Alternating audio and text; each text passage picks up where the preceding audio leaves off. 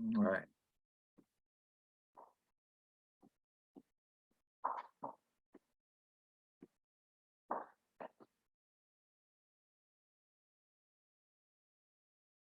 Vera, how you doing today?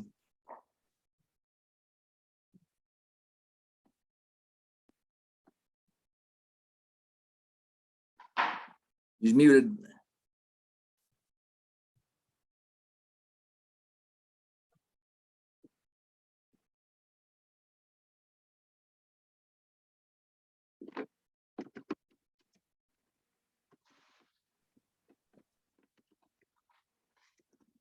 Got another couple of single family deals that came in, Cindy, so I will Okay, prompted the post, but I will send that to you and okay.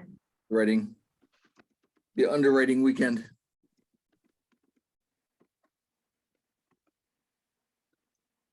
Okay, well, I will be available to you this weekend. I love,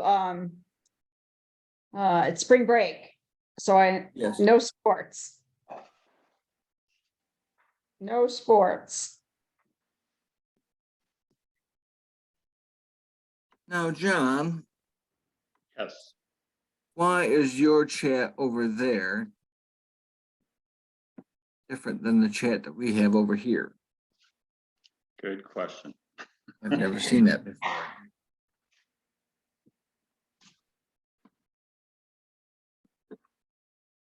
Well, maybe, because I don't think he put it in the chat.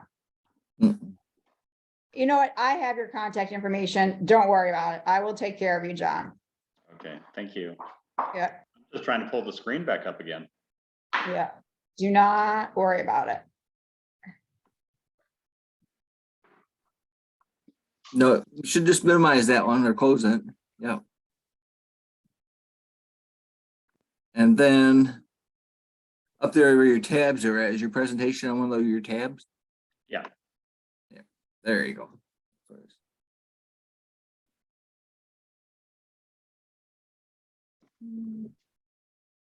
All right.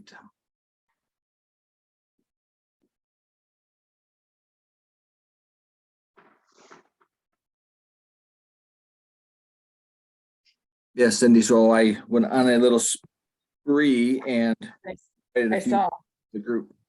I saw. I'm very proud of you. Thank you very much. Mm. Hey, can you help me, Cindy? Do you have a link to the YouTube channel? Yes, do you need me to put that up there? Yeah, that way everybody will know where to go for their recordings. Because we're gonna have Okay, it available on YouTube. okay. Something new that Shane and Cindy are working on. It's, yeah. One more Yes, thing. yes. Okay. Getting it all up there right now.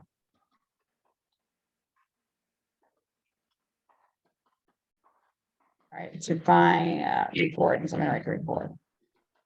How long have you been in the self-directed IRA field? You, I started my business in 2007, so going on 15, 16 years now. All right. A lot change in the industry over the time? No, actually not too much has changed. Of course, you get the occasional thing where, you know, Congress thinks they should be making changes with IRAs and 401ks and all that good stuff that could potentially impact what we do. But there's really not been any significant change as far as you know, any legality issues with either plan and structure that we do with the 401k and the IRA. So no, it's just staying on top of the rules, just to make sure that you can help people. Changes in the economy over the years, but the rules haven't been too drastic. That's good. Yeah, absolutely. There's a, you know, back when what was it, a couple of years ago, when Congress was talking about making a ton of changes and nothing really ever too much happened. But that was that period of time when they were talking about possibly making changes to how much you can contribute to IRAs, 401ks. Should there be 401ks? Should there be some other type of retirement plans? But nothing ever really kicked through. Yeah, they start messing with people's money. They realize that affects their voting support. So Absolutely. One way to start getting people mad is messing with their money. Yeah, exactly. Exactly. That's when it gets close to election time, so. Yeah. Well, John, I'm gonna let you go ahead and give a little introduction about who you are and what it is that you do, and maybe even a little background on how you know Cindy. And then we can get into talking about what is a self-directed IRA. Absolutely. So we're live now, right? We are live. Okay. Well, thank you, Shane. Memorex. Yeah, there you go. Is it live or is it Memorex? Yeah. So thanks everybody for their time. One thing you're going to find about my style is I sometimes will talk too fast, but my overall goal is to pack as much information in a relatively small amount of time. And also, I mentioned this to Cindy before, I'm a big believer in not just reading screens to people you can read. So I like to just use some basic bullet points to help guide the conversation. And of course, questions are always welcome, either while we're talking or at the end. As I mentioned to Shane a little bit earlier, my name is John Park. The company is PGI Self-Directed. The website is pgiselfdirected.com. PGI Self-Directed is its only business. Let me tell you what we're not. PGI is not a tax firm. We're not the law firm. We do not try to sell people investments. So the only thing that we are doing with our clients is setting up what most people refer to as a self-directed retirement plan model, where you guys, as either the IRA account owner, or if you're a self-employed person, possibly the use of an individual 401k plan, you control the checkbook. Now, there's obviously IRS rules that have to be followed, but you make those decisions. You decide how and when you want to make the investments, and you just have to follow some basic IRS rules, which, as we all know, the IRS never makes things totally easy, and that's true. But the basic tenets of what you have to do with your self-directed IRA or your individual 401k plan is pretty straightforward. As far as myself, PGI has been doing this since about 2007. We set up these plans. Like I said, we do not sell any investments. So we're strictly a company. How you want to look at PGI is we are the company that sets up your structure so that you can do what you want. So let's go into the type of products we have, and then you'll see there box number 1, checkbook control. So I always want to be very blunt and transparent with people and indicate that you can self-direct without per se ever using a checkbook control model. PGI only sets up checkbook control models. The reason we do that is because what I certainly have found over the years is that when somebody just goes to, for example, to an IRA custodian, a self-directed IRA custodian, and has them do all the paperwork, well, it's a lot of times just a lot of hassles. So I get quite a few calls every year where somebody says, hey, I set up one of these accounts before. This is just a nightmare. I hate dealing with the custodian. Is there an easier way? And then I'll explain the checkbook control model, where they control that checkbook, they control the wire capability. They're the ones that are able to do anything they choose to do with those funds. They just need to follow the rules. So that's what we set up. And the other reason for people wanting to have a checkbook control model is it'll actually save you money. So let me explain how this works. So if you're using a self-directed IRA, we have to, under the law, work through an IRA custodian. And like I said, the custodian, you can just send your money to them and tell them how you wish to make investments and have them do all the paperwork, or you can have the checkbook control model. But the bottom line is when they control your money, not only is it a hassle for you, but they also charge you more money, because their philosophy is if they're doing transactions for you, they're going to charge you more money. So just to kind of give you a general idea, with a lot of these self-directed IRA custodians, you're probably going to be spending $400, $500, $600, $700, $800 a year just for the ability to have them possibly make you mad with doing paperwork. So with what PGI is setting up on the IRA side, we have 2 products. We have what's called an IRA LLC, and if you text that, everybody and their dog has the self-directed IRA LLC.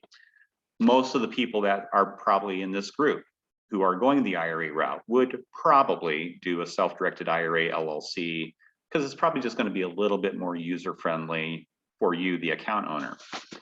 The other structure that we have is an IRA trust. So with the IRA trust, it works exactly, and by the way, I'm going to explain how the flow of the IRA works, but it works exactly as the IRA LLC with one exception. It's called a trust. It is set up as a revocable grantor trust. It's not an LLC. Why do we do this? Because if I'm talking to somebody in a state that has high costs associated with forming and keeping an LLC, like California, we're going to talk about the trust being probably the product of choice just because it's going to save the client money. The reason it will save them money, if we have any people from California on the line, is because once you set up an LLC in California, you can set it up in another state and hope they don't catch you. But once you set up an LLC in California, they're going to charge you $800 a year. If you are a resident of California and then you wish to set up an LLC in another state, you could probably get away with that. State of California may not ever find you, but if they do ever find you, they will come after you for $800 a year plus penalties. So with the IRA trust, if I'm talking to somebody in, let's say in Colorado or even Arizona, Arizona is very inexpensive to form an LLC. On top of that, there's no annual fees. I would talk to somebody, I'd say, hey, you can do the IRA trust, but the LLC is going to be less expensive for you. It's probably actually going to be more user-friendly for you. So just know that on the IRA side, we have the two products. On the 401k side, we have what most people call a solo K. So the solo K is for someone who is an individual person who has a business on either a full or part-time basis. It doesn't matter if the person is a sole proprietor, like maybe a realtor. They can be an LLC, but still operating as a sole proprietor. They can be filing and taxes as an S Corp, and then they can be a C Corp. So it doesn't matter the structure. The key is that one has to have activities of self-employment that are being done on an ongoing basis with the intention of generating profit. So for those of us who are listening, and if you think you have that part or full-time self-employment activity, and you decide you want to talk to PGI about possibly setting up a plan for you, we probably would want to go the solo K route. Is going to be an overall better tool for you. If you're a W-2, retired, or you just don't have any self-employment activities of any kind, that's not a problem. We just set up the self-directed IRA. With both of these structures, let's talk about we talked about the freedom that you have in box number 2 and in box number 3, but now let's kind of talk about the flow of how these things work. So with the IRA LLC, let's take that first. Let's say we have somebody on the line here and they're in Arizona and they want to set up an IRA LLC to have that checkbook control, to save money and fees and just be happier with life. So let's hypothetically say that person currently has an IRA at Charles Schwab that has $100,000 in it, but they want to self-direct that and invest in non-traditional assets, things like real estate syndications, etc. So I visit with them and here's the explanation. We will then set up this LLC structure, and that's going to consist of 3 things.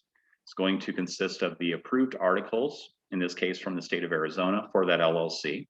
It's going to include the taxpayer identification number from the IRS for that LLC, because the LLC will be opening up a bank account.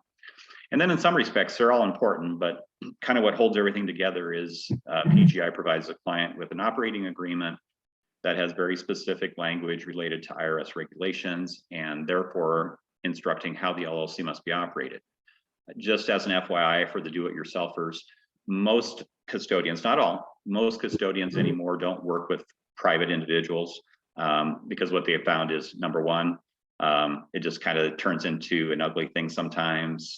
They may not be knowledgeable on how to draft an operating agreement, let alone one that the custodian will approve.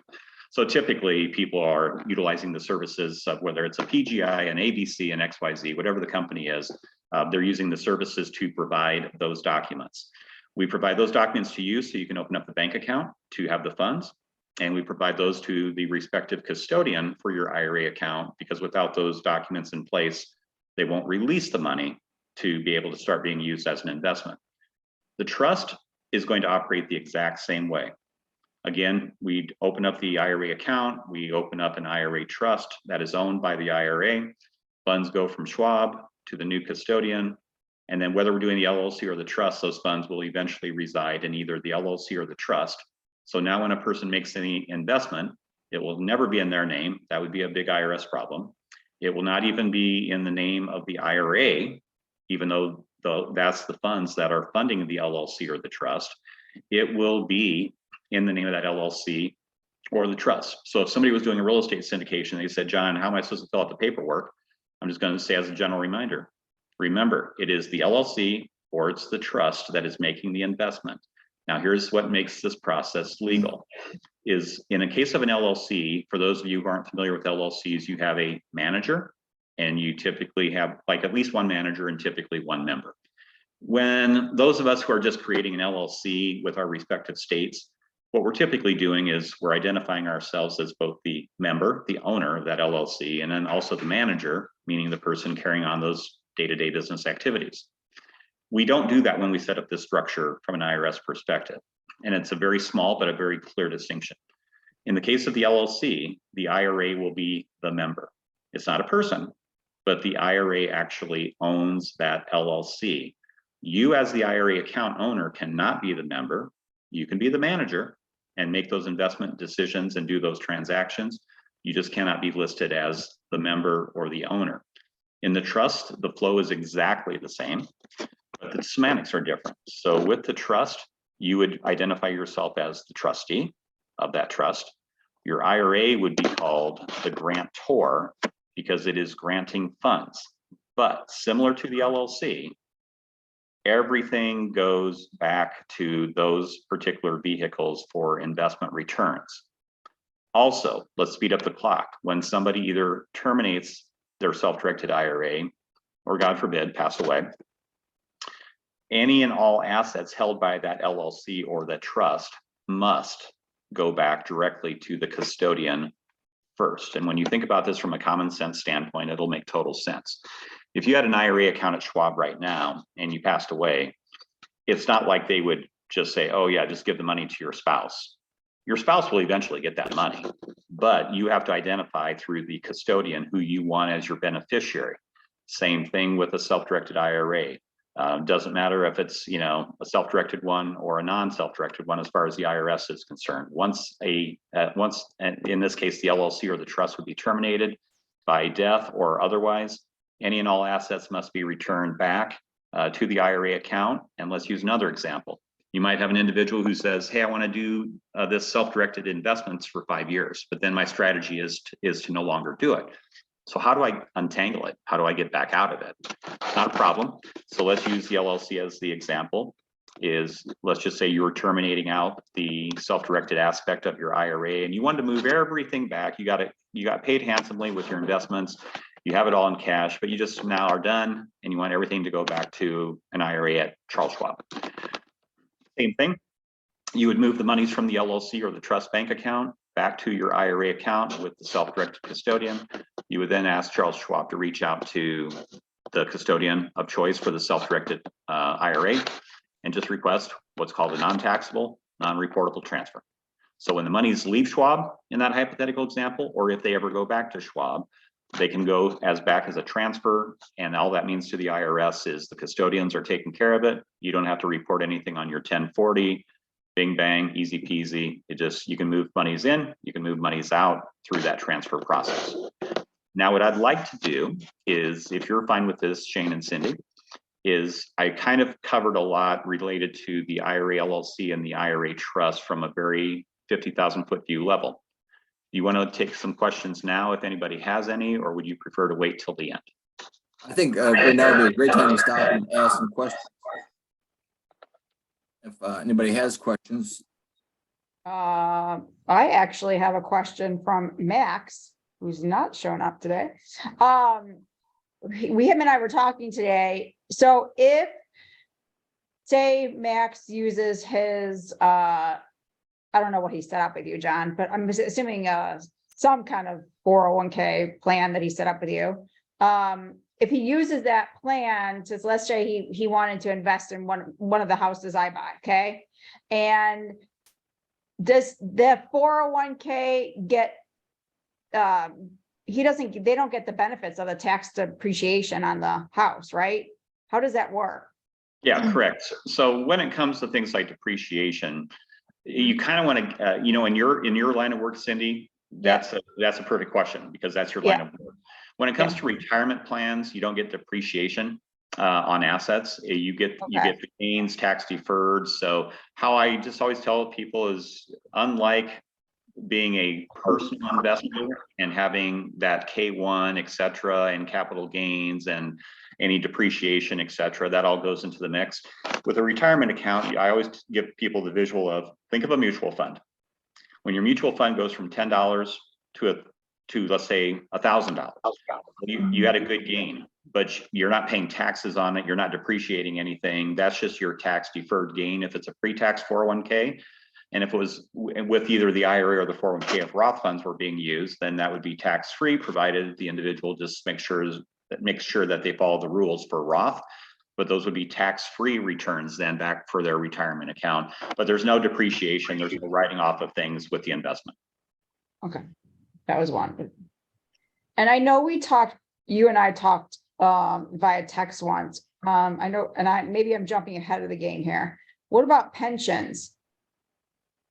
As far as can they be rolled over? Yeah. Yeah, they can be. Honestly, the only thing that absolutely cannot be rolled into a 401k, and I'm going to get to that one next and give a quick overview. But the only thing that cannot be rolled over into a 401k are Roth IRA funds. So I had a guy, I like to use stories, as you know, Cindy. So I had a guy a number of years ago who called me and he said, hey, I want to do the 401k and I want it to be Roth. And quite honestly, I made your job kind of easier. And I go, oh, okay, how'd you make my job easier? He goes, well, I converted everything from my rollover traditional IRA into a Roth IRA, and I'm going to move the Roth IRA funds into the 401k. And I said, not only did you not help me at all, because that doesn't matter to me one way or the other. It's just a classification of funds, but you actually hurt yourself. And he goes, how did I hurt myself? And I go, because Roth IRA funds cannot be brought into a 401k. So that's about the only funds, to get to your question specifically. So a pension can absolutely be rolled out and rolled into your own 401k plan. Really the question with that, because I'm not the financial advisor, the question I would always tell somebody with that is that what you want to do? Because depending on your pension, you might be giving up some benefits by taking that money out of the pension plan. But if they want to do it, there's nothing IRS wise which would stop that. Okay. Okay. Okay. Do we have any other questions?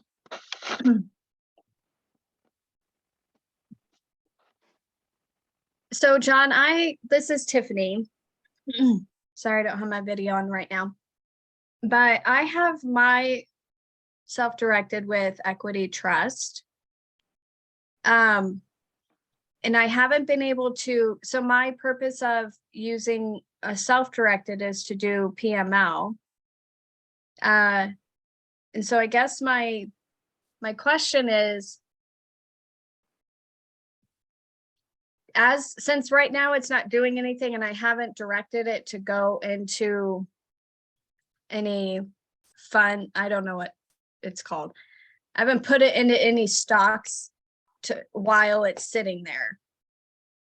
Does that make sense? Are you going to go over that kind of stuff or no?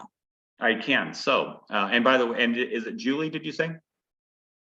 Tiffany. Oh, Tiffany, I'm sorry. Okay. So Tiffany, that's a very good question. And I would suggest actually that you and I visit for a couple reasons, but I'm going to basically answer what I think you're asking.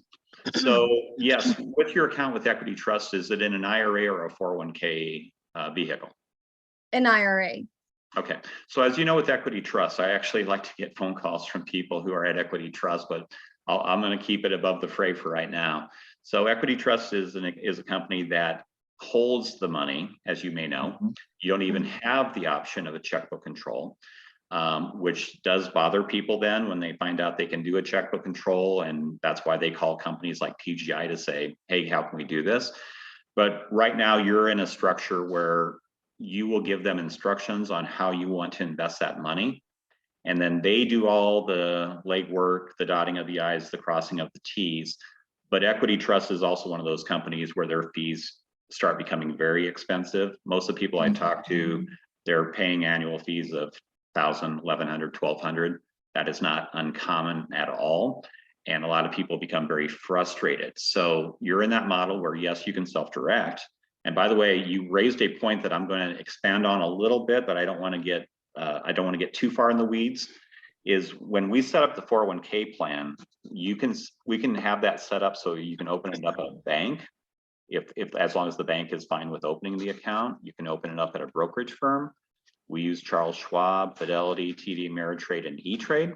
So that's a nice option that, for example, Equity Trust does 401k plans too, but they don't give you that brokerage firm option. So that is one of the benefits of the 401k. Now, for everybody who's listening, you might say, well, if I qualify for the 401k, which we're going to kind of shift to next, but if I qualify for the 401k, why would I want my money at a brokerage? And why would I maybe want it at a bank?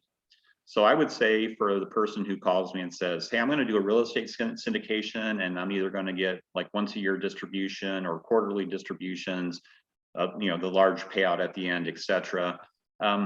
What's going to be probably better? I'm probably going to say having that 401k account open at a bank, because banks deal with ACH transactions every day, multiple times. Where brokerage firms, when it comes to retirement accounts, just really aren't really user friendly for using the ACH structure. Now, if somebody says, well, I don't really care about that, what's the benefit of using a brokerage firm? I'd say, well, the benefit is with those companies I mentioned, because they permit this structure, you can be the man. I mean, you can be the trustee of your 401k. Charles Schwab will give you a checkbook, you know, the wire capability. So the obvious positive thing is, I always use the $1 million example. If Tiffany had $1 million in her 401k, she might say, well, you know, John, I'm only using 200,000 right now for some non-traditional investments. The 800,000 is just sitting there.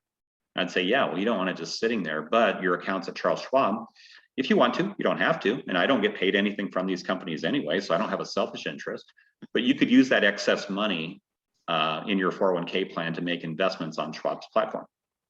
Again, you don't have to, but that's one of the benefits of using a brokerage firm.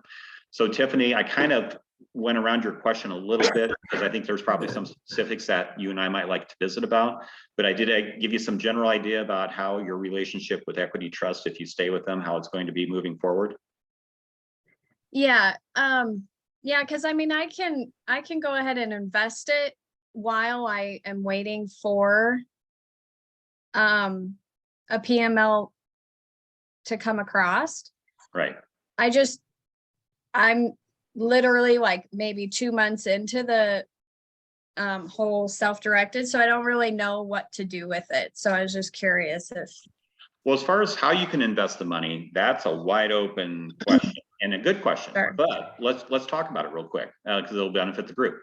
So I'm going to keep it really simple for right now, because IRS rules can get a little complicated. But on the IRA side and the 401k side, you can invest in any asset class you want other than life insurance contracts and collectibles. So if Tiffany had this account, whether it's Equity Trust or, you know, PGI helped her with something, and she called me one day and she said, hey, John, can I invest in precious metals? Sure. She calls me the next day and she says, hey, John, can I invest in a real estate syndication? Sure. Calls me the next day and she says, hey, John, can I buy a rental property? Sure. Well, I would never be this rude to Tiffany, but when she calls me the fourth day with the next asset class question, I'm probably going to say, Tiffany, if it is not life insurance and if it's not a collectible as defined under the code, as far as an asset goes, you're fine. The next one, that's an easy one. The next one is what's called disqualified individuals. And you may want to think of a cross or a horizontal and vertical plane crossing each other. And Tiffany, I'm going to pick on you. Are you married? I'm sorry? I said, I'm going to pick on you in this hypothetical. Are you a married person? Yes. Do you have children? Yes. Do you have any parents or grandparents for either you or your spouse that are still alive? Yes. Okay, so perfect example. So Tiffany and her spouse, along with her children, who are bloodline descendants, along with any parents or grandparents on either her or her spouse's side, so up and down that vertical ladder, are disqualified people to the plan. So in short, what the IRS is saying is, hey, you can direct your investments. That's not the problem. But while you're directing these investments, you cannot enrich or benefit yourself or any other disqualified person to the plan. So let's use a couple easy examples. Tiffany's mom, let's say, is a widower and she's living on Social Security, and Tiffany wants to buy a little condo. She'll, you know, her mom will pay for it out of her Social Security. Obviously, her mom's not going to trash the place and throw parties. And Tiffany calls me and says, John, this has to be a wonderful thing to do. Can I do this? I'm actually going to say, well, you're a great daughter, but you can't do that. Reason being is your mom is now benefiting from something that your retirement plan owns. And even though she's paying that rent, she's not even able to enjoy that benefit. The example I use with children. Let's say you have somebody who's going to Arizona State University and you want to, again, buy like a little condo or townhouse for your child and their friends to rent while they're going to school. Even if your child was paying more than the going rate of rent, they could not live there technically because your child who's a bloodline descendant would be receiving a benefit. So now the next thing is people say, well, how would the IRS ever know all this stuff? And I always tell people the same thing. My job is not to tell you to break a rule or suggest that you break a rule. It's just to tell you what the rule is. But yes, a lot of these situations, the IRS would probably not know, but my job is not to tell people, again, to break a rule. Now, you notice I mentioned vertical, but I haven't mentioned the horizontal plane yet. So the horizontal plane are going to be people like brothers, sisters, aunts, uncles, nephew, nieces, cousins, strangers, friends, business associates. Those are all people by definition that are not disqualified to Tiffany's plan. So if Tiffany had a brother one day who's called her and said, hey, sis, why don't we go in on an investment together and I'm going to use whatever money I use, you can use your self-directed money. As a general rule, that would not be a problem because Tiffany's brother would not be a disqualified person to her. It is only intended for bloodline ascendants, descendants, and fiduciaries. So if Cindy was working, if Tiffany was working with a fiduciary, that fiduciary would get Tiffany in trouble if he or she did some type of an investment thing with that self-directed plan because they're the fiduciary for the plan and they're not able to be part of those investments. The third thing is just what's called self-dealing, and I'm going to make this one really quick because it can get really complicated, is you cannot provide any benefits to your IRA or your 401k, nor can the IRA or 401k benefit you. Now, most people at this point in time would probably say, yeah, okay, John, I get it. I listened to your examples about the kid and the mom and all that kind of stuff. I understand that I can't, buy a rental property with my retirement account. And then when I get rental income, I pay part of that to myself. I get that. But how would I ever be providing my IRA or 401k a benefit? And where I usually see this without getting complicated, it's most people don't know that an IRA or a 401k can actually borrow money. It can. My 401k right now could go out and borrow money from an unrelated, non-disqualified person to myself. And I could borrow the money and pay interest on that money if I wanted to. So sometimes what people do is they say, well, hey, one of my strategies is going to be, right or wrong, is I want to actually leverage what's in my IRA or 401k for bigger projects. So they may say, well, hey, I got 100,000 in my IRA and I want to go buy this rental property in Ohio. It's going to cost me 150, but I only have 100. But hey, John, I remember you saying something that my IRA could borrow money. So yes, it could, but for those of you who are familiar with loans, it has to be what's called non-recourse, meaning if I'm going to use Tiffany again, if Tiffany that was part of her strategy and she went into a bank and said, hey bank, I think I can do this legally, but I have 100,000 in my IRA. I want to buy this property for 150, I'm 50 short. Would you as the bank provide my IRA a $50,000 non-recourse loan? Well, the bank, I can guarantee you, knows what a non-recourse loan is, but they may not be familiar with IRS rules. But in that loan, Tiffany cannot be a cosigner. Tiffany cannot list her credit, her W-2 income, her personal assets. And why? The bank's going to ask for that because they want her to be attached to that loan so that if the IRA or the 401k doesn't pay it, they're going to come after her. But under IRS rules, Tiffany is a disqualified person to the plan, and she cannot co-sign a loan. So the good and bad about it is Tiffany's not on the hook. If the property ever went south, the bank could never go after Tiffany as a person. They could only go after the property. The bad thing is if that was part of her strategy, getting non-recourse loans are not necessarily the easiest things to get. You are going to be paying about 1.5 points more in interest just to get that type of a loan. So most people don't do that, but I'm just using that as an example of how somebody might say, well, how could I benefit my IRA? That would be one way, by co-signing a loan on behalf of the IRA. Okay. Is it okay if we move to the solo K just for a few minutes? Yeah. Okay, so with the 401k, for those of you. Thanks, who- Tiffany. Go ahead, John. Yes. Thank you. You bet. Okay, so with the 401k, for those of you who have the wonderful position to either be a full-time self-employed person with no employees of any kind on either a full or part-time basis with the intention of making profit, the 401k, generally speaking, is going to be the product of choice compared to the IRA. In a nutshell, the 401k provides you the following benefits. You have the ability to make higher limits of contributions. Now, of course, that's tied based to your income that you make, but you have a higher ability to make much higher level of contributions to a 401k plan, which potentially goes up to around 68,000. With an IRA, even being over the age of 50, the most you can put in is 7,500. So that's one huge benefit. The other benefit is, I tell people, it's not my job to tell you what to do, but a 401k plan, you can take out a participant loan, meaning you're taking your own money out of the plan. You have to pay it back under IRS rules, of course, but you're able to take out up to a maximum of $50,000 in loans. The IRA doesn't have a loan provision. So another benefit to the 401k. The next one, it's not going to be a ton of money. It's actually going to save you a little bit of money because the structure is actually going to cost you a little bit less money than the IRA structure. And the reason for that is, again, we're going to use Tiffany as the example. Tiffany doesn't, with the 401k, she doesn't have to work through a custodian. That's required by the IRS for IRAs, but it's not a requirement for 401ks. So with an individual plan, Tiffany could be her own trustee, which means she doesn't have any costs associated with an LLC or a trust. She just has the professional fee for setting up the 401k with its plan documents with PGI. One thing that we're going to touch on real quick, because I want to be respectful of everybody's time, is there is a way that an IRA or a 401k can incur taxes even before you take them out in distribution years, like when you're retired. And for right now, like I said, we're going to keep it really simple. I don't think any of you would necessarily be facing one of these taxes, but let me explain them really, really quickly. First one is a rule called UBIT, and the IRS calls it UBTI for unrelated business taxable income. Most people in the business just call it UBIT. It flows off the tongue easier, unrelated business income tax. Same thing. So let me give you an example of what that UBIT tax means and where your IRA or 401k would have a tax.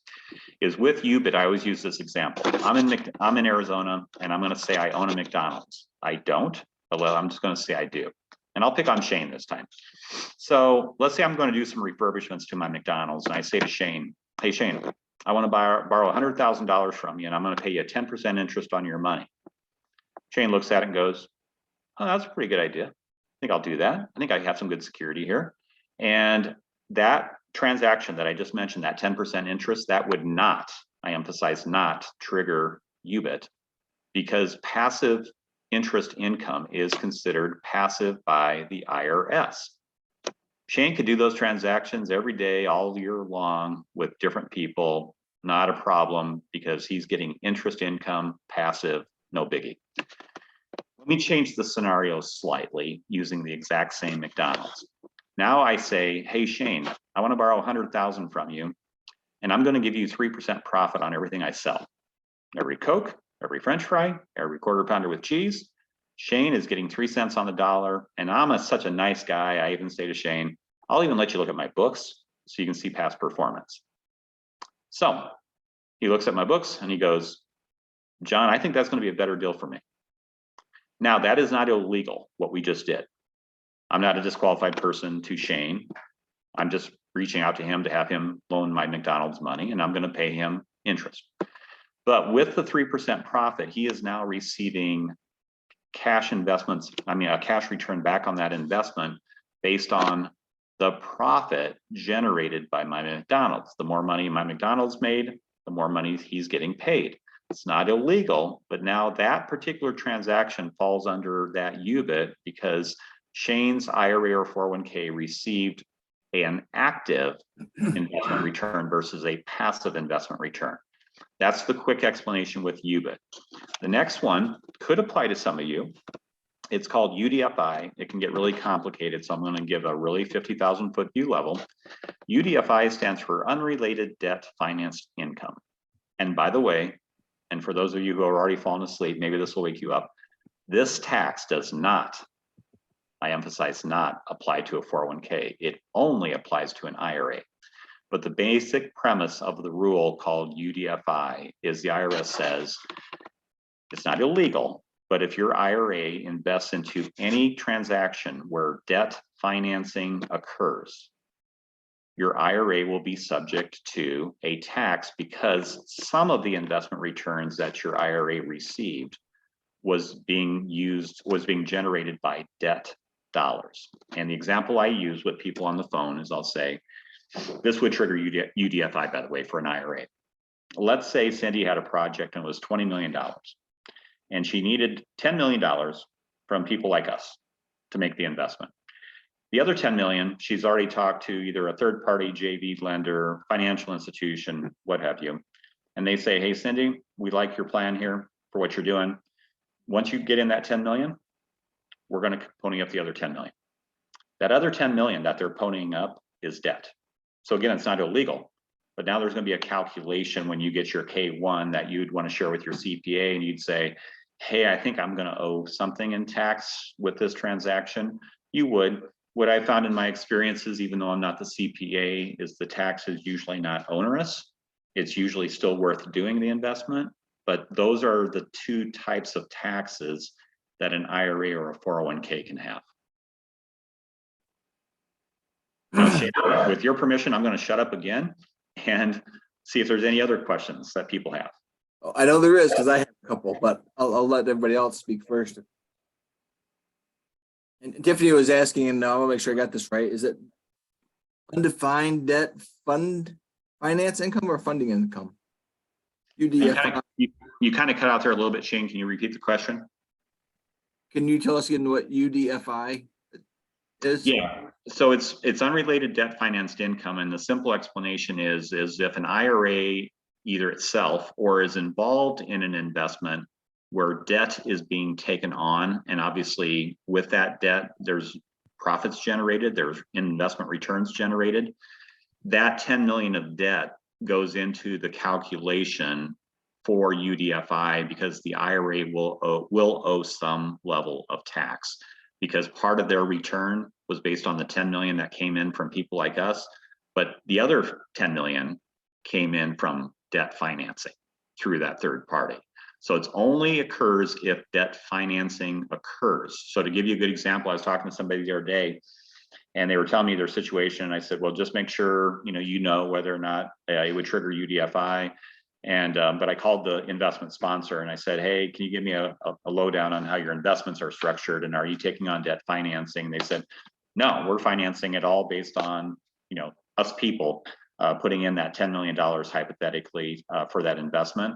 So it all is dictated as to whether or not any debt financing is being used for that particular investment. And if it is, what is the proportional share in this tax obligation would that IRA have because of the debt financing? And Shane, if none of that made sense, I'll leave it at this.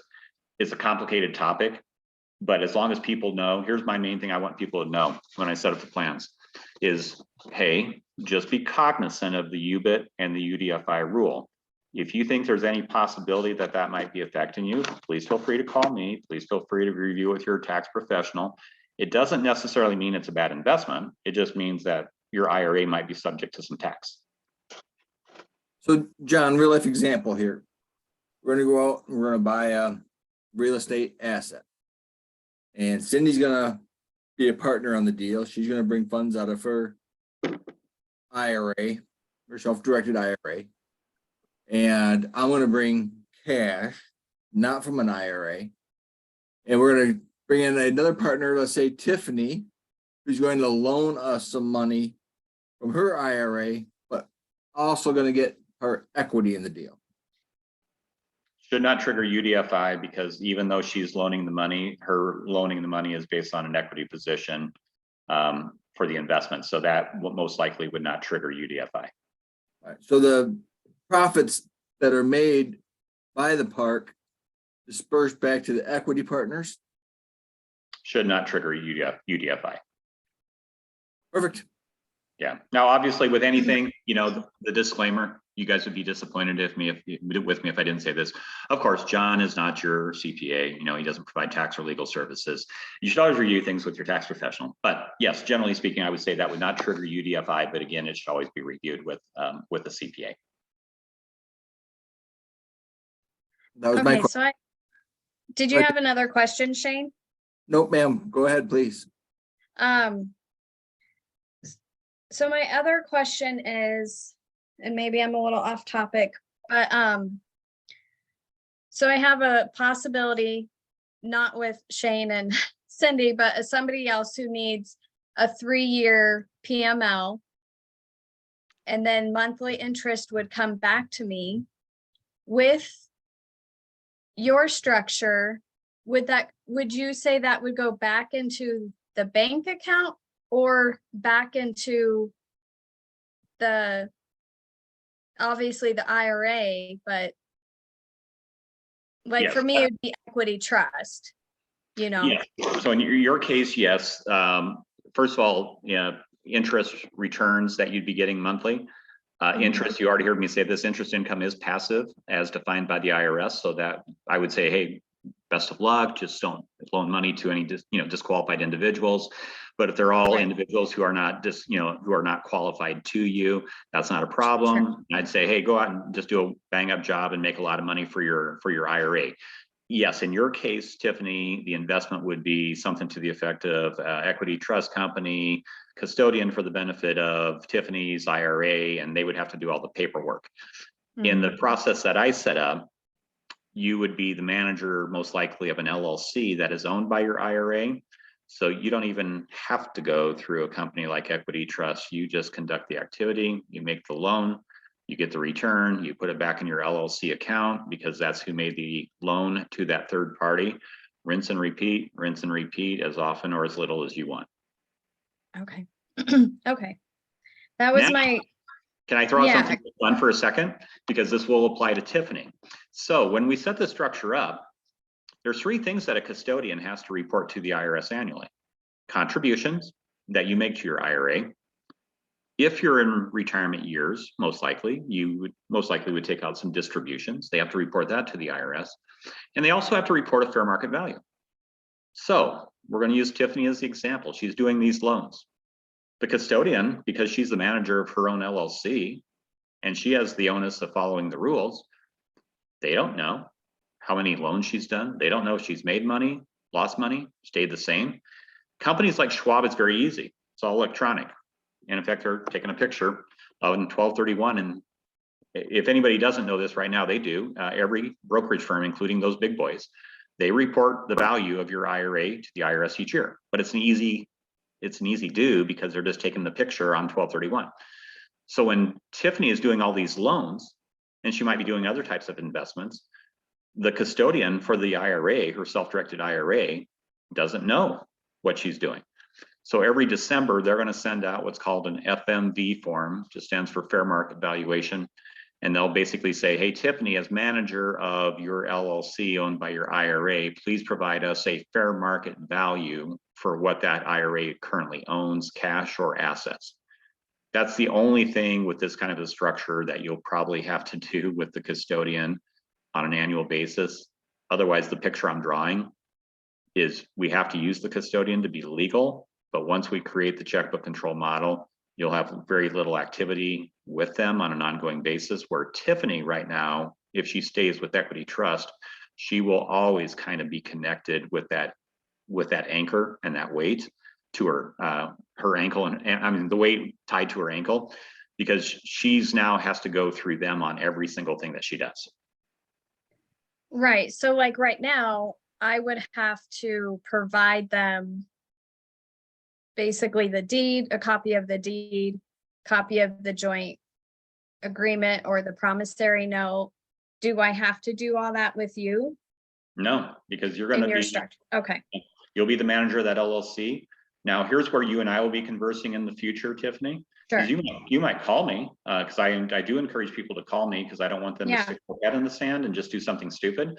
But you'll probably call me and say, hey, this is what I'm thinking about doing. I just want to refresh myself. So if I'm just doing this hard money loan, and I'm charging somebody 12% interest on that money, once it gets paid back, it's just going back in the LLC account, right? I go, yep, Mm. that's all you have to do. And then I can basically take that money and go invest it again. Yep, whether you do one transaction out of that LLC or trust account or 401k account, or you do 100, you just have to follow the rules. But there's Okay. no limitation on how many of those, investments that you can do, as long as you're not breaking the rules. Right. Okay. That answers a lot. Yeah, we'll be talking. Now, Shane, if there's no other questions, I'm just going to kind of do a quick, because we're getting close to the top of the hour anyway, but I'm just going to talk on 4, 5, and 6 just really, really quick. With number 4, bottom line is there's some income strategies with a self-directed plan. Well, it doesn't even have to be self-directed, but some of the returns that you might get would be so valuable that some people might want to consider doing things like Roth contributions, Roth conversions. So I can help clients who are wanting to try to move monies from a pre-tax vehicle to a post-tax or Roth vehicle. And there's a lot of good reasons to consider that. Next thing with CPA assistance, I love to tell people, talk to your CPA, talk to your CPA. John doesn't have those 3 magical letters behind his name, nor does John have to, by the way, for this business. We just have to use compliant documents from the, not from the IRS, but approved by the IRS. But I always encourage people, and a lot of times people will say, well, hey, I talked to my CPA, they don't really understand self-directed plans. Can you refer me to somebody? I can. I don't get paid anything by any of these other companies, but that's just how much I believe that people should always review things with a tax professional. So if you need assistance, I can always refer you to some CPAs if you feel that your local person is not adequately prepared to help you with that. And then finally, there might be a person in this crowd who has a actual business with actual employees, payroll, and everything else. So I can assist with a company 401k plan, and the only differentiation I'm making between a company 401k and an individual 401k plan is company just means, hey, I got employees, but I'm interested in potentially self-directing investments made within this plan. You'll also find, if you're one of those persons who has their own business with employees, I'll probably try to talk you out of it, because there's a lot of negatives to owning a business with employees and then trying to self-direct those assets. But I can at least have that conversation with you if you're potentially interested in doing that. Finally, because this will typically come up and one should know, is regardless of what investment you think you might want to do down the road, at some point in time, there's a time clock to make that decision. So I just tell people is, when they call me and stuff, I'm not the pushy guy. I'm not the guy saying, hey, oh, you got to get this done right now. But I'll always ask them, do you have an impending investment?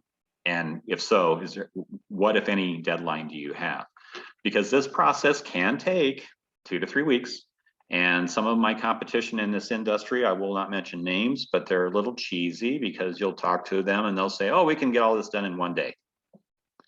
They might be able to, just from the LLC filing with the state and preparing the operating agreement. I can guarantee you nobody's account ever gets funded in 1 day. So just know that if you're wanting to do this or think about doing this, there is some time involved. It's usually not, what I always tell people, it's usually not the time involved on my end or the client's end, but it's just with the movement of the money, because typically most people are transferring or rolling over funds from another plan, another IRA, an old employer's 401k plan. And so that money has to get moved, and there's steps involved with that. And unfortunately, the steps just take some time.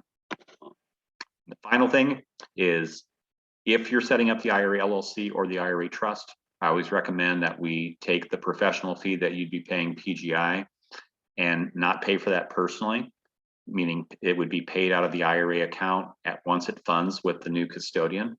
We do that for one very important reason. And by the way, I'm not an attorney, but I think I could make a good legal argument against this. But when it comes to your money, I'm not interested in me doing something stupid just to do something stupid.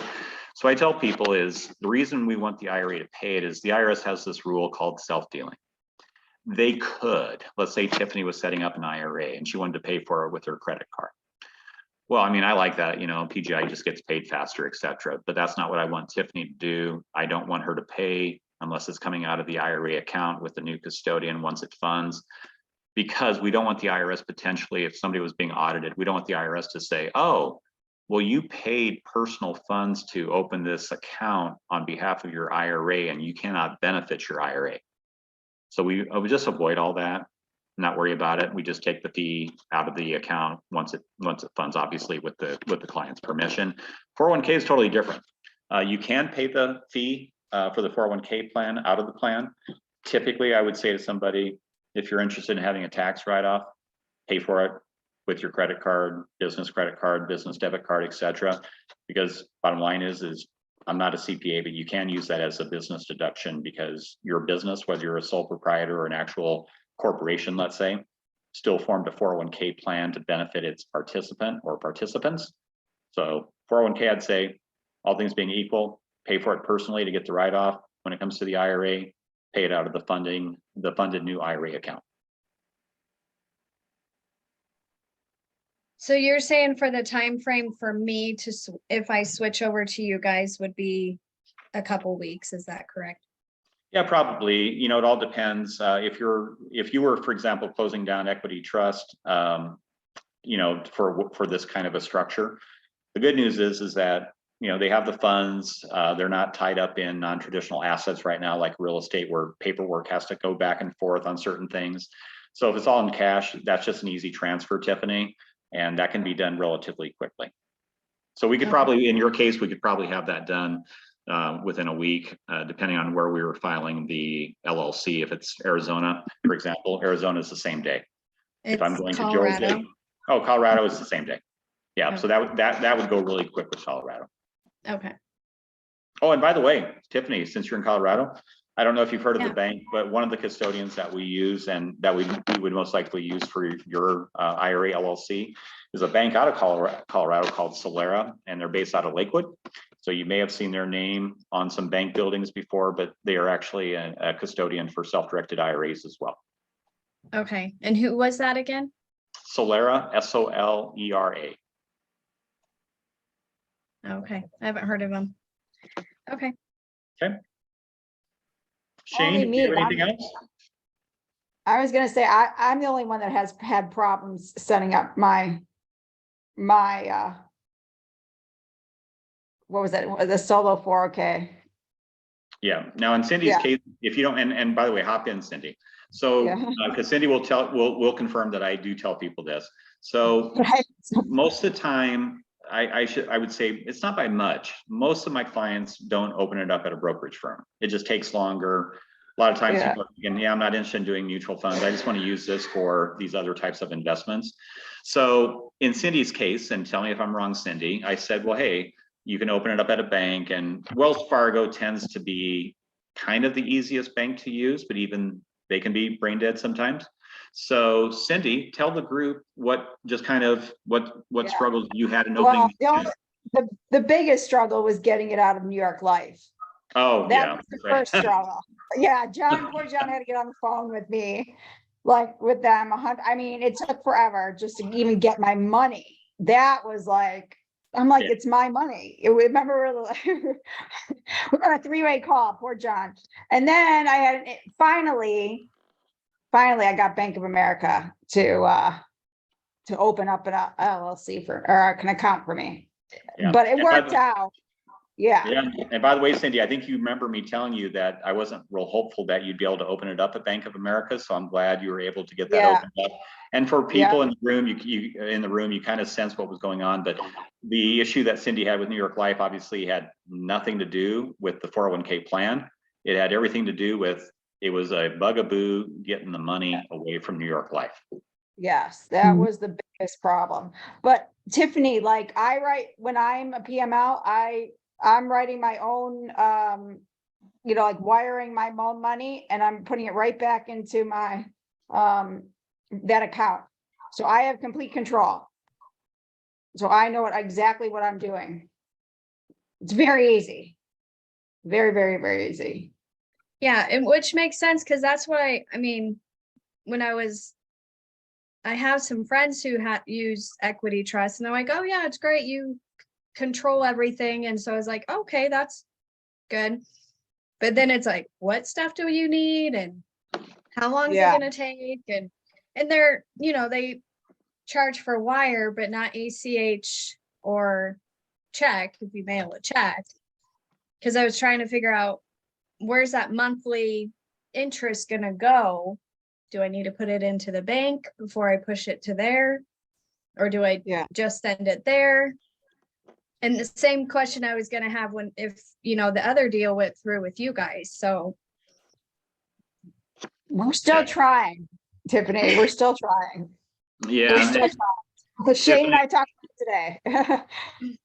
Tiffany, I will add to this is, excuse me for going down a little bit of a path with Equity Trust, but like I mentioned earlier, I really do like when people are current Equity Trust clients and they call me, because I know they're calling me, maybe along with some other companies too. I don't necessarily think that I'm so special that they're just calling me, but Sure.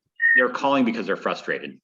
And the frustration always goes down the same path with Equity Trust. I can't tell you how many times I've heard people go, I keep better records than they do. Like I'm kind of educating them sometimes on, what I'm doing. But that could be, that's not a direct hit on them, because that could be in the eyes of the beholder of what they're perceiving to be maybe a lack of service in some respects. But what can't be argued is they do have a fee structure where you might be relatively low when you first start because you haven't received any assets yet. Right. But the more you start investing and the more assets that you might have, it's not uncommon at all for people to be spending over $1,000 a year just to Equity Trust for that process. And by the way, if we're doing what I'm talking about with the LLC, I work with 5 different custodians with different fees, but the custodian we'd probably use, their annual fee is $175. So not only do you control the checkbook, like Cindy was saying, but you're also going to save money. And I'll even be more blunt. I might tell somebody is that in the first year, utilizing the PGI structure, the first year, you will probably spend a little bit more money than you would if you went directly to Equity Trust your first year. Once you get into years 2, 3, 4, 5, et cetera, you're just going to end up saving money because you're going to be paying less in custodian fees. I'm not sure I followed that completely.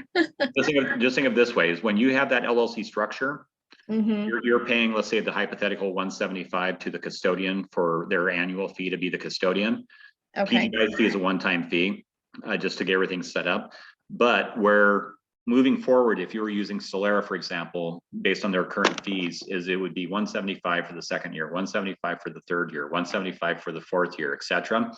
Where with Equity Trust, you might be at 350 the first year, then you get an asset. All of a sudden you're up to 600 the second year, then you get a second asset, and all of a sudden you're up to around 900. So it just starts, the money makes sense to have a checkbook control, but the first year you may be spending a little bit more money in the setup of it, but after that you're going to save money. Sure. Okay. I got you now. Yeah. Oh, and by the way, Tiffany, I'd be remiss if I didn't say this. We want to talk on one reason, because since you already have a self-directed IRA with one company, I actually might be able to get you a first-year waiver of your fee with Solera, because we kind of have a thing that we're doing with them right now on that. Oh, okay. Awesome. Perfect. Thanks, John, for doing that. Yes, and thank you guys for giving me the opportunity. I learned something new today, so it's very worthwhile to have experts on like you. If I learned something, then hopefully that means everybody got to learn something new. Well, I have self-deprecating humor, Shane. So, hey, I'm just thrilled that anybody would ever learn anything from me, but I'll take that compliment. Wait, I think Stacy has a question. She's got her hand up. Well, it's not really. This is Stacy. Can you hear me? Yeah. Yeah. So, like, I'm in the process. Like, I opened up another. So I had 2 floating old retirement accounts. One of them I did move over and roll over into. It was called an iPlan group, and then I was thinking, and it's in my name. But I guess so now I have a second one. I have an old pension that I'm in the process of trying to figure out what I want to do with it. I don't know if I want to put it in that iPlan group. But then I almost want to think I kind of opened another LLC because I was going to do stock market investing as well. So if I move that money, how do I get into an LLC and not in my name? I guess that's what I'm trying to figure out. Okay, well, now I'm going to roll that money over. How do I, from my name into an LLC? Does that make sense? Yeah, so I'm gonna make a big assumption. Tell me if I'm just, because I have to be on the same page with you on this. You're talking about putting the monies into an LLC structure that is owned by either your IRA or your 401k versus you personally, correct? Correct. Okay, because that's the key. Because if you said, hey, John, I want to just take monies from my old 401k plan or the pension plan and just put it into an LLC in my name, yeah, you can do that. And then wait for the tax bill from Uncle Sam because you didn't obviously move it to another retirement plan. But you raise a very interesting question. So I'm going to expand on it a little bit. So to answer the easy part of the question is, if we were forming an IRA LLC structure, let's say you're not self-employed in any capacity, then we're automatically setting up that LLC to be the vehicle that holds your funds. Then you're just investing them. You just have to follow the rules. But that's what my company does, is we set up that structure, and that's just all part of the service. So, but once everything's done, make no mistake, your IRA will be the member of that LLC on the paperwork with that state. You will be listed as the manager. Everything will be filed with the IRS, blah, blah, blah. But those monies will get moved. We're going to use that Schwab example again. Your monies will get moved from Schwab to the new IRA custodian, and then instantly get moved out to that LLC or trust bank account, and then that you're the manager of, and then you make the investments from that point forward. You just have to follow the rules. With the 401k, in case you qualified for that, and I'm actually glad you brought this up, with the 401k, we can set up the same type of structure. We can set up an LLC that is owned by the 401k. Now, why would somebody do that? Because some people might think, oh, John's just trying to increase his fees and what he's charging to people, and now he's going to add an LLC to my 401k. It's not the case at all. The LLC that's owned by the 401k can be extremely advantageous, just like it can with the IRA for this reason. Let's say that Stacy said, hey, John, whether I do an IRA or a 401k, I already identified 3 rental properties, and I want to go out and buy those under either the IRA or the 401k and start bringing in that rental income to my retirement account. And hey, John, I was talking to an attorney, and the attorney said, you know, that guy or that company that's helping you with your plan documents, why don't you ask him if you can actually set up an LLC for each one of these 3 rentals that you're wanting to do? And you go, John, is that a good idea? Well, the very first thing I'm going to say, Stacy, is, Stacy, I'm not the attorney, so I don't give legal advice, but I 100% agree with your CPA, because one, not only for liability reasons that you'd be separating the potential exposure for liability for each property to its own LLC, meaning if you had all 3 rentals in one LLC and your LLC was sued, all 3 properties would be subject to some issues because everything is owned by one LLC, where in that hypothetical example, if you had 3 rental properties and you had 3 different LLCs owned by the 401k plan or the IRA, then each property has its own LLC. So when you mentioned that LLC, whether we do the IRA or the 401k, you can do an LLC for the 401k as well. And I would highly recommend it for people who are going to be doing rental property. So like currently I still have a W-2 for, you know, I still work, I'm a full-time employee.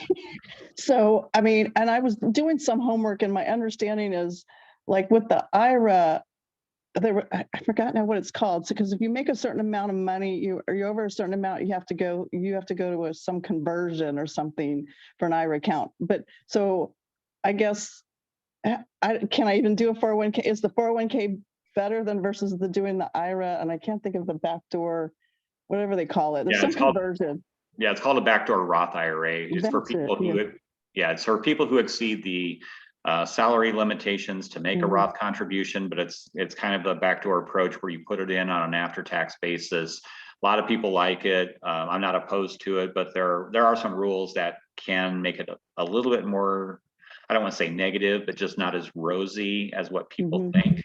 Because, you know, again, the IRS just doesn't give us just everything and smile at us and go, here, you know, consider this your Christmas gift. There's always a catch somewhere, but that's what you're talking about, is with the back door. Now with the 401k, if you qualify, it's great from that standpoint. You can not only make Roth contributions based on your self-employment earnings.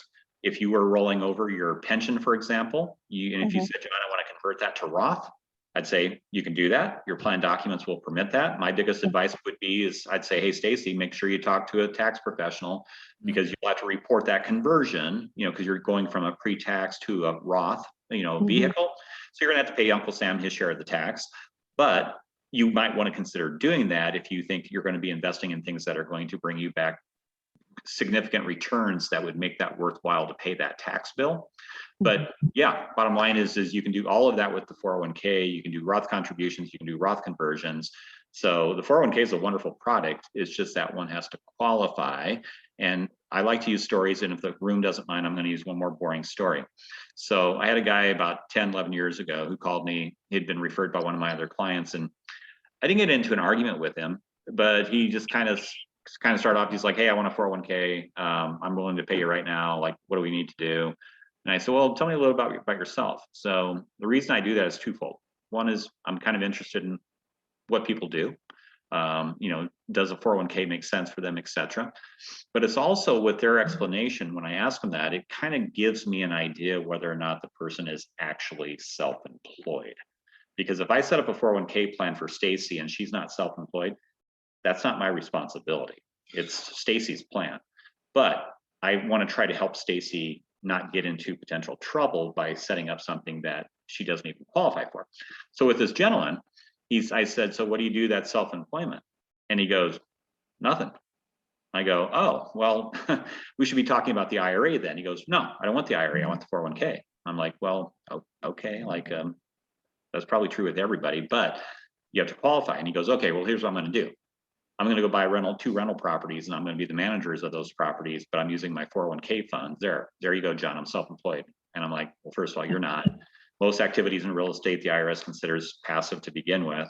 Second of all, you certainly can't use your 401k funds and then consider it self-employment by using those retirement funds. It just doesn't work that way. So his basic thing was, so you're telling me that even though I'm willing to pay you now, you're not going to set this up. I go, oh, I'd love to work with you, but I can't set it up as a 401k because I know for a fact you're not self-employed. Okay, so the 401k, you have to be self-employed though to even Yes. qualify for that. But Okay. it can be full or part-time. So again, I won't bore you with the full story, but I have a husband and wife who work for Ford and GM. It's kind of funny that, they're with these two huge car companies in different capacities. And she called me and she said, I want a 401k. And they're sitting on about 2.5 million of Roth funds too. And remember how I said Roth monies can't be brought into the 401k. So they set up an IRA LLC too for their Roth monies. But for her other monies, she said, I want to have a 401k. And I was really nice, but I'm kind of like asking like, well, hey, Janet, like, you got this job with GM and your husband's with Chrysler and like you're in your mid 50s, like you have self-employment on top of all that? And she's like, well, no, but she goes, John, here's what I'm going to do. We're going to form a spouse-owned business and do DoorDash. Now, it did take me a little bit to not laugh because I'm thinking, you don't need the money. You're doing fine. But I said, well, are you telling me that you and your husband will actually be going out on an ongoing basis and doing DoorDash?